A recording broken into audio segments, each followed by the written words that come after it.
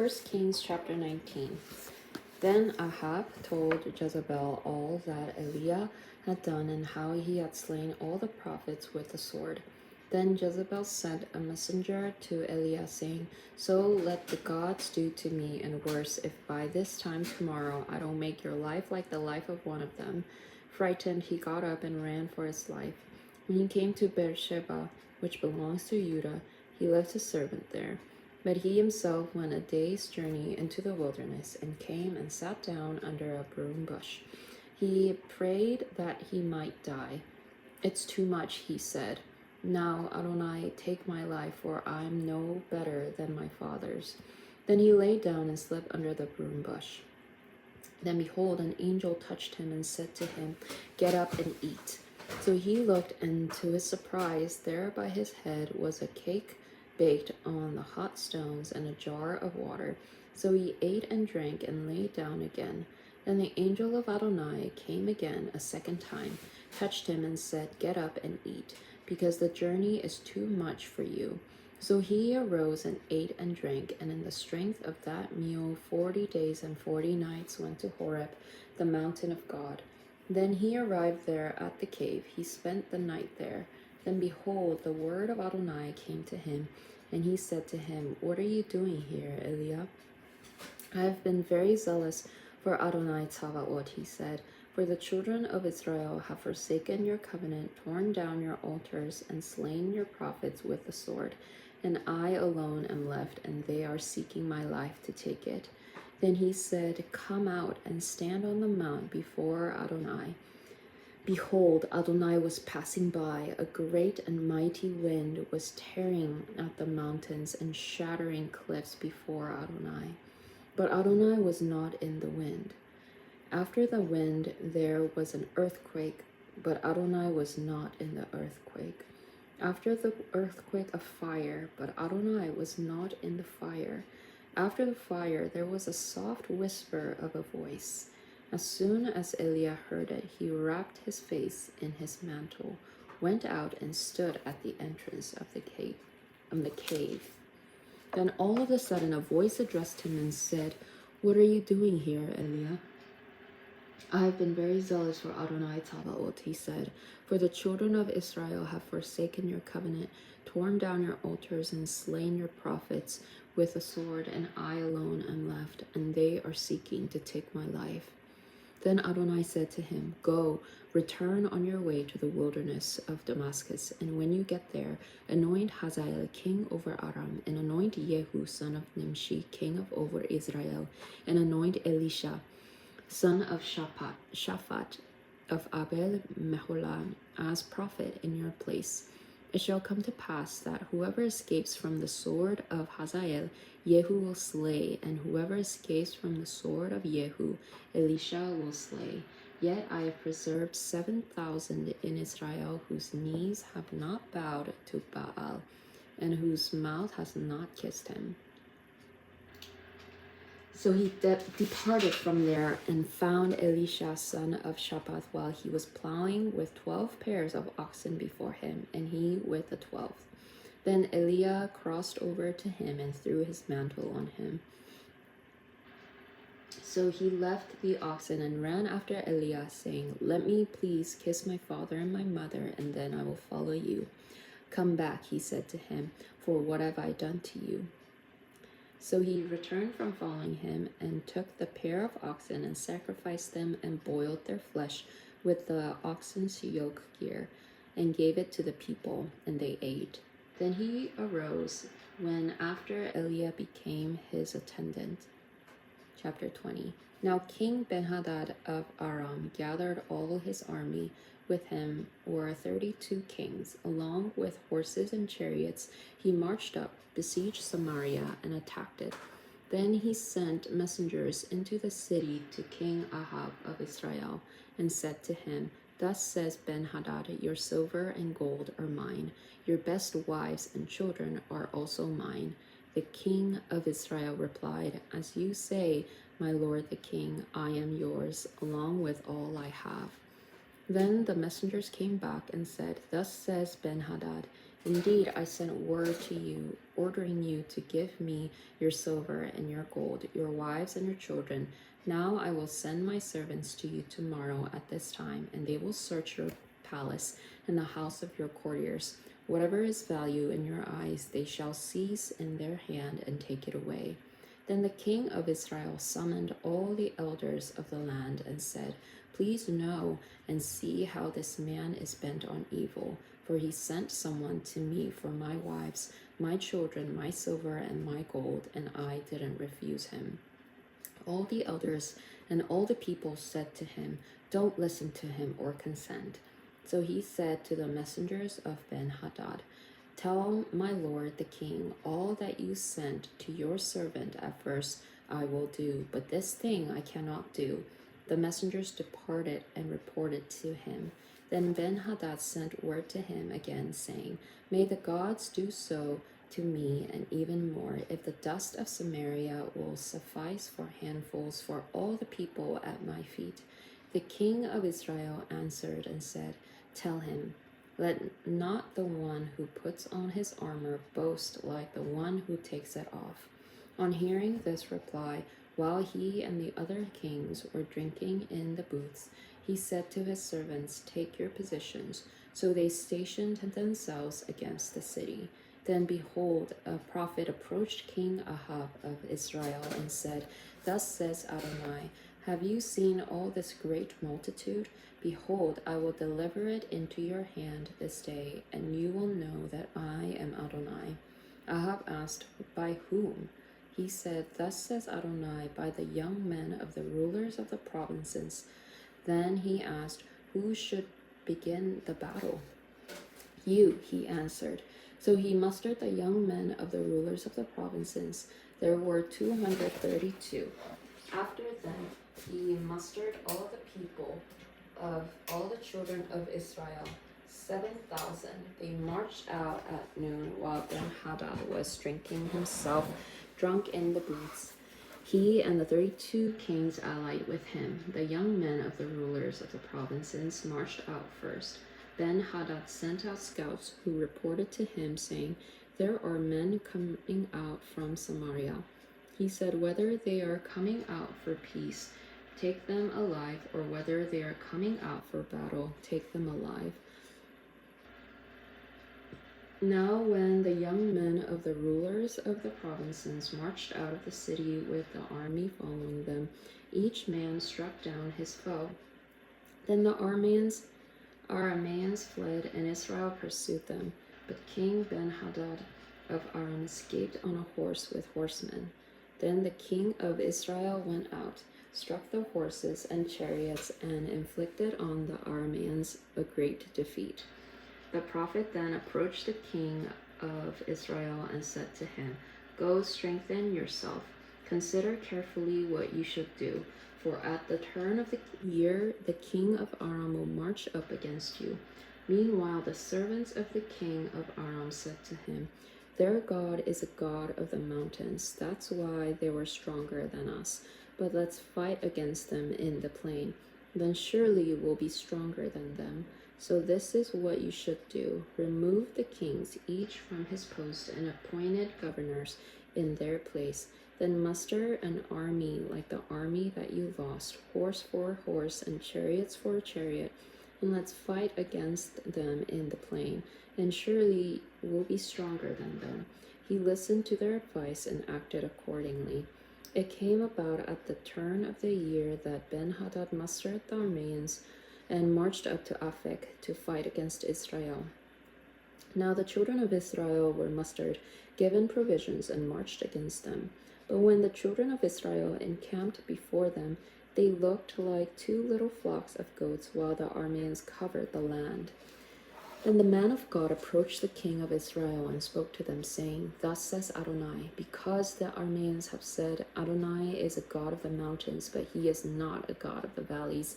Therefore I will deliver all this great multitude into your hand, and you shall know that I am God. I am Adonai. So they encamped one over against the other 7 days. On the 7th day the battle was joined, and the children of Israel struck down 100,000 of the Aramean foot soldiers in a single day. The rest fled to Aphek into the city, and wall fell upon 27,000 men that were left. But Ben-Hadad fled into the city, into an inner chamber. His officials said to him, "Look now, we have heard that the kings of the house of Israel are merciful kings. Please let's put sackcloth on our loins and ropes on our heads and surrender to the king of Israel. Perhaps he will spare your life." So they girded sackcloth on their loins, put ropes on their heads, came to the king of Israel, and said, "Your servant Ben-Hadad says, 'Please let me live.'" He replied, "Is he still alive? He is my brother." The men took it as a good sign and were quick to catch on. So they said, "Yes, Ben-Hadad is your brother." "Go bring him," he said. So Ben-Hadad came out to him, and he took him up into his chariot. Then he said to him, "The cities which my father took from your father I will give back, and you may set up markets for yourself in Damascus, as my father did in Samaria. Then I will let you go with this covenant." So he made a covenant with him and let him go. Now a certain man of the sons of the prophets said to his fellow by the word of Adonai, "Strike me, please." But the man refused to strike him. Then he said to him, "Because you did not obey the voice of Adonai, behold, as soon as you leave me, a lion shall kill you." As soon as he left him, a lion found him and killed him. Then he found another man and said, "Strike me, please." So the man struck him and wounded him. Then the prophet left and waited for the king by the road, disguising himself with a headband over his eyes. As the king was passing by, he cried to the king and said, "Your servant went out into the midst of the battle, and behold, a man turned aside and brought another man to me and said, 'Guard this man. If by any means he is missing, then your life will be for his life, or else you will weigh out a talent of silver.' Then, as your servant was busy here and there, he was gone." The king of Israel said to him, "So will your sentence be. You yourself have decided it." Then he quickly took the headband away from his eyes, and the king of Israel recognized him as one of the prophets. Then he said to him, "Thus says Adonai, because you have released out of your hand the man whom I have devoted to destruction, therefore your life will be in place of his life, and your people in place of his people." Then the king of Israel went home to Samaria sullen and resentful. Chapter 21. Now it came about after these things that Naboth the Jezreelite had a vineyard in Jezreel, next to the palace of King Ahab of Samaria. Ahab spoke to Naboth, saying, "Give me your vineyard, so I may have it for a garden of herbs, since it's right next to my house. I'll give you a better vineyard than it in exchange, or if it seems better to you, I'll give you its price in money." But Naboth said to Ahab, "Adonai forbid that I should give you the inheritance of my fathers." So Ahab went into his house sullen and resentful because of the word which Naboth the Jezreelite had spoken to him, when he said, "I will not give you the inheritance of my fathers." He lay down on his bed, turned away his face, and would not eat food. Then his wife Jezebel came to him and asked him, "Why is your spirit so sullen that you are eating no food?" Then he told her, "Because I spoke to Naboth the Jezreelite and asked him, 'Give me your vineyard for money, or if it pleases you, I'll give you another vineyard for it.' But he answered, 'I will not give you my vineyard.' Then his wife Jezebel said to him, 'Now, do you really govern the kingdom of Israel? Arise, eat some food, and let your heart be merry. I will give you the vineyard of Naboth the Jezreelite.' So she wrote letters in Ahab's name, sealed them with his seal, and sent the letter to the elders and the nobles who were living with Naboth in his city. She wrote in the letter, saying, 'Proclaim a fast and set Naboth at the head of the people. Then seat 2 sons of Belial before him, and let them testify against him, saying, "You cursed God and the king." Then take him out and stone him to death." So the men of his city, the elders and the nobles who lived in his city, did just as Jezebel had bid them, just as was written in the letters that she had sent to them. They proclaimed a fast, then seated Naboth at the head of the people. Then the 2 worthless men came in and sat before him, and the worthless men testified against him against Naboth before the people, saying, Naboth cursed God and the king. Then they carried him out of the city and stoned him to death. Then they sent word to Jezebel, saying, Naboth has been stoned and is dead. Now when Jezebel heard that Naboth had been stoned and was dead, Jezebel said to Ahab, Arise, take possession of the vineyard of Naboth the Jezreelite, which he refused to sell you for money. For Naboth is not alive, but dead. As soon as Ahab heard that Naboth was dead, Ahab rose up to go down to the vineyard of Naboth the Jezreelite to take possession of it. Then the word of Adonai came to Eliah the Tishbite, saying, Arise, go down to meet King Ahab of Israel, who is in Samaria. Behold, he is in the vineyard of Naboth, where he had gone down to take possession of it. You shall speak to him, saying, Thus says Adonai, Have you murdered and then taken possession? You shall also speak to him, saying, Thus says Adonai, In the same place where dogs lick the blood of Naboth shall dogs lick your blood too. Ahab said to Eliah, Have you found me, my enemy? I have found you, he answered, because you have sold yourself over to do what is evil in Adonai's eyes. Behold, I will bring evil upon you, utterly sweep you away, and will cut off from Ahab every male, both bond and free, in Israel. I will make your house like the house of Jeroboam son of Nebat, and like the house of Baasa son of Ahiah, because you provoked my anger by leading Israel to sin. Adonai has also spoken over Jezebel, saying, The dogs will devour Jezebel by the wall of Jezreel. Any of Ahab who die in the city, the dogs will eat, and any who die in the country, the birds of the sky will eat. Surely there was none like Ahab, who sold himself over to do evil in Adonai's eyes, at the instigation of Jezebel his wife. He did grossly loathsome acts in following idols, just like all that the Amorites had done, whom Adonai had dispossessed before the children of Israel. Now when Ahab heard those words, he tore his clothes, put sackcloth on his body, and fasted, lay in sackcloth, and walked about subdued. Then the word of Adonai came to Eliah the Tishbite, saying, Have you seen how Ahab has humbled himself before me?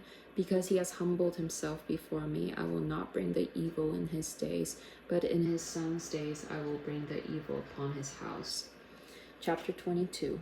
3 years remained without war between Aram and Israel. Then it came about in the 3rd year that King Jehoshaphat of Judah came down to the king of Israel. The king of Israel said to his courtiers, Do you know that Ramoth Gilead is ours, yet we are still doing nothing to recover it from the hand of the king of Aram? Then he said to Jehoshaphat, Will you go with me to battle at Ramoth Gilead? Jehoshaphat said to the king of Israel, I am as you are, my people as your people, my horses as your horses.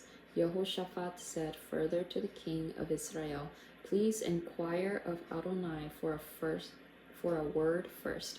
So the king of Israel gathered the prophets together, about 400 men, and asked them, Should I march against Ramoth Gilead to battle, or should I refrain? They responded, Go up, for my Lord will deliver it into the hand of the king.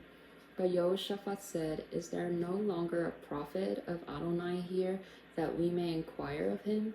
The king of Israel said to Jehoshaphat, Yes, there is still one by whom we may inquire of Adonai, Micaiah son of Imlah, but I hate him, because he never prophesies good concerning me, only evil. But Jehoshaphat said, May the king not say so. So the king of Israel summoned one of his eunuchs and said, Bring Micaiah, son of Imlah, quickly. Now the king of Israel and the king Jehoshaphat of Judah were sitting each on his throne, arrayed in their robes, at a threshing floor at the entrance of Samaria's gate. All the prophets were prophesying before them. Now Zedekiah, son of Chenaanah, made himself horns of iron and said, Thus says Adonai, with these you will gore the Arameans until they are consumed. Then all the prophets were prophesying so, saying, Go up to Ramoth Gilead and triumph, for Adonai will deliver it into the hand of the king. Meanwhile, the messenger that went to summon Micaiah spoke to him, saying, Behold, now the words of the prophets are uniformly declaring favor to the king. So please let your word be like the word of one of them, and speak favorably. But Micaiah said, As Adonai lives, what Adonai says to me, that will I speak. Now when he came to the king asked him, Micaiah, should we march to Ramoth Gilead in battle, or should we refrain? March and triumph, he answered, and Adonai will give it into the hand of the king. But the king said to him, How many times must I make you swear to speak to me nothing but the truth in the name of Adonai? Then he said, I saw all Israel scattered on the hills as sheep without a shepherd. Then Adonai said, These have no master. Let each of them return home in peace. And the king of Israel said to Jehoshaphat, Didn't I tell you that he wouldn't prophesy good concerning me, only evil? Micaiah then continued, Therefore hear the word of Adonai. I saw Adonai sitting on his throne with all the host of heaven standing by him on his right hand and on his left. Then Adonai said, Who will entice Ahab to go up and fall at Ramoth Gilead? One suggested this and another that, until a certain spirit came forward and stood before Adonai and said, I will entice him. So Adonai asked him, How? And he said, I will go and be a deceiving spirit in the mouth of all the prophets. Then he said, You shall entice him and shall prevail also. Go and do so. Now therefore, behold, Adonai has put a deceiving spirit in the mouth of all these prophets of yours, and Adonai has decreed evil upon you. Then Zedekiah, son of Chenaanah, approached Micaiah, struck him on the cheek, and said, Which way did the Ruach Adonai pass from me to speak to you? Micaiah replied, Behold, you will see on that day when you go into an inner chamber to hide. Then the king of Israel said, Take Micaiah and take him back to Ammon the city governor, and to Joash the king's son, and say, Thus says the king, Put this fellow in the prison, and feed him only bread and water until I return safely. Micaiah then said, If you ever return safely, then Adonai has not spoken through me. And he added, Did you hear, all you people? So the king of Israel and Jehoshaphat, the king of Judah, marched to Ramoth Gilead. Then the king of Israel said to Jehoshaphat, I will disguise myself and go into the battle, but you put on your robes. So the king of Israel disguised himself and went into the battle. Now the king of Aram had commanded his 32 chariot commanders, saying, Do no single combat with anyone, small or great, except the king of Israel. So when the chariot commanders saw Jehoshaphat, they said, He must be the king of Israel. And they returned aside to do combat with him. But Jehoshaphat cried out. When the captains of the chariots realized that he was not the king of Israel, they turned back from pursuing him. But a man drew his bow aimlessly and struck the king of Israel between the lower armor and the breastplate. Then he said to the driver of his chariot, Turn around and take me out of the battle, for I am wounded. The battle raged that day, and the king remained propped up in his chariot, facing the Arameans. But he died at evening, and the blood ran out of the wound into the bottom of the chariot. As the sun was setting, a shout went throughout the army, saying, Each man to his town, and each man to his land. So the king died and was brought to Samaria, and they buried the king in Samaria. Then they washed the chariot at the pool of Samaria where the harlots washed, and the dogs licked up his blood, just as was the word of Adonai that he has spoken. Now the rest of Ahab's deeds and all he did, including the ivory palace he built and all the cities he fortified, are they not written in the book of the Chronicles of the kings of Israel? So Ahab slept with his fathers, and his son Ahaziah became king in his place. Now Jehoshaphat, son of Asa, began to reign over Judah in the 4th year of Ahab, king of Israel. Jehoshaphat was 35 years old when he became king, and he reigned 25 years in Jerusalem. His mother's name was Azubah, the daughter of Shilhi. He walked in all the ways of his father Asa, not straying from them, but doing what was right in Adonai's eyes. However, they did not take away the high places, and the people continued to sacrifice and burn incense on the high places. Jehoshaphat also made peace with the king of Israel. Now the rest of the deeds of Jehoshaphat, along with his might that he showed and how he warred, are they not written in the book of the Chronicles of the kings of Judah? He expelled from the land the cult prostitutes remaining from the days of his father Asa. There was no king in Edom, a deputy was king. Jehoshaphat made Tarshish ships go to Ophir for gold, but they never went because the ships were wrecked at Ezion Geber. Then Ahaziah son of Ahab said to Jehoshaphat, "Let my servants sail with your servants in the ships." But Jehoshaphat refused. Jehoshaphat slept with his fathers and was buried with his fathers in the city of his father David. And his son Jehoram became king in his place.